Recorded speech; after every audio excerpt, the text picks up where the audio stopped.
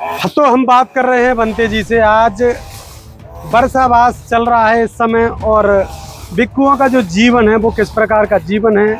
हमारे साथ बंते शाकपुत्र सागर, जो कि भोपाल में नहीं पूरे भारतवर्ष में प्रसिद्ध हैं। देश विदेशों के भिक्षु लोग यहाँ पर पहुँचते हैं और चूनाभट्टी कोलार रोड पर मौजूद हैं। हमारे पीछे देख सकते हैं बुद्ध की एक बड़ी प्रतिमा, यानी 25 फुटी जो 20 फुटी प्रतिमा है गोल्डन, जिसको भोपाल में मशहूर माना जाता है। हमारे साथ बंते जी, आपको सबसे पहले बंदामी। और क्या कहेंगे वर्षावास को लेकर, किस प्रकार का वर्षावास है? आप भी वर्षावास में बनते लोगों को किस चीज़ों का पालन करना चाहिए, और बुद्ध के पथ पर चलने के लिए किन चीज़ों की जरूरत है? एक्चुअली अभी जो है आषाढ़ी पूर्णिमा से ये वर्षावास बौद्ध भिक्षुओं का प्रारंभ हुआ है, और ये अश्विनी पूर्णिमा तक ये वर्षावास का कार्यक्रम रहेगा। इन 3 महीनों के बीच में हर बौद्ध भिक्षु अपने आप को मजबूत करने के लिए, सील में मजबूत करने के लिए, समाधि में मजबूत करने में, प्रज्ञा में मजबूत करने के लिए, अपने आप को वो मजबूत करने के लिए साधना करता है, ध्यान करता है, और अनुशासन के साथ अपने आप को वो मजबूत करने का पूरा प्रयास रहता है। वर्षावास एक्चुअली ये उपासक लोगों के लिए भी मजबूती के लिए होता है, भिक्षुओं के लिए तो होता ही होता है, परंतु उपासक उपासिका परिवार के लिए भी ये उतना ही महत्वपूर्ण होता है। क्योंकि बहुत सारे जो उपासक है, उपासिकाएं हैं, ऐसे समय में अष्टशील उपोषित व्रत का पालन करती है, और अष्टशील उपोषित व्रत का पालन करते हुए वो धम्म के मार्ग पर चलती है। वो भी अपने आप को अनुशासित करने का पूरा प्रयास करती है, साधना करती है, ध्यान करती है, और विशेष रूप से कोई 10 दिन के लिए, कोई 20 दिन के लिए, कोई 1 महीने के लिए अष्टशील उपोषित व्रत का पालन करते हैं।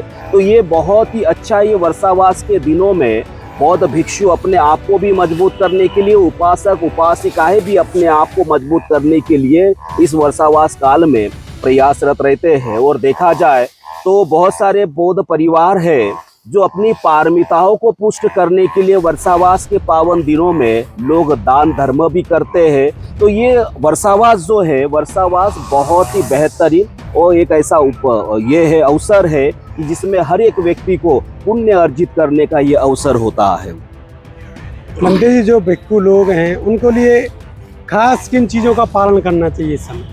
देखिए, एक होता है श्रामनेर, है ना, जिनको 75 शेकियों का पालन किया जाता है। एक बौद्ध भिक्षु होता है, उनको भी बहुत सारे नियमों का 200 प्लस उनको भी नियमों का पालन करना पड़ता है। परंतु वर्षावास में विशेष करके भिक्षु तो अपने जीवन में उस सीलों का आचरण तो करता ही है, पालन तो करता ही है, परंतु वर्षावास में विशेष करके आपको बताऊं मैं, वर्षावास में जो बौद्ध भिक्षु है, बौद्ध भिक्षु वो अपना खुद के अंदर एक चिंतन करता है, खुद के अंदर एक मनन करता है। और जहाँ पर भी अगर कोई बौद्ध भिक्षुओं का अगर संघ है, जहाँ पर 10 भिक्षु हो गए, 5 भिक्षु हो गए, 6 भिक्षु हो गए, तो बौद्ध भिक्षुओं का एक पाती मोक्ष का एक कार्यक्रम होता है, जिसमें सारे बौद्ध भिक्षु एक जगह पर बैठकर धम्म की चर्चा करते हैं, सेकियों के ऊपर चर्चाएं करते हैं, विनय के ऊपर चर्चाएं करते हैं, जिससे भिक्षुओं का बल बढ़ता है, जिससे भिक्षुओं का नियम और स्ट्रांग होता है।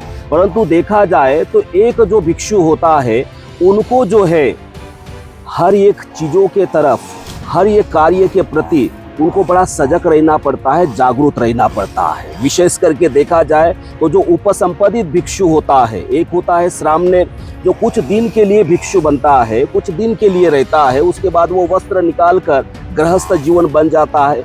उपसंपदा होने के बाद वो भिक्षु जो है पूरे जीवन भर भगवान बुद्ध के धम्म के प्रति, अपने आप के प्रति वो समर्पित हो जाता है। और उनके लिए जो है, उनके लिए बड़ा विशेष ये होता है कि वो जितने अपने जीवन में सील का पालन करे। परंतु मुझे ऐसा लगता है कि सील ऐसे ही नहीं आता है।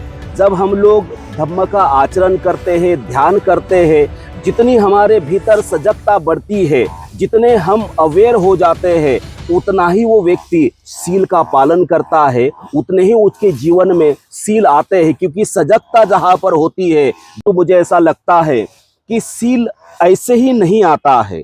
जब हम लोग धम्म का आचरण करते हैं, ध्यान करते हैं, जितनी हमारे भीतर सजगता बढ़ती है, जितने हम अवेयर हो जाते हैं, उतना ही वो व्यक्ति सील का पालन करता है, उतने ही उसके जीवन में सील आते हैं। क्योंकि सजगता जहाँ पर होती है, जागरूकता जहाँ पर होती है, वहीं पर सील भी होता है।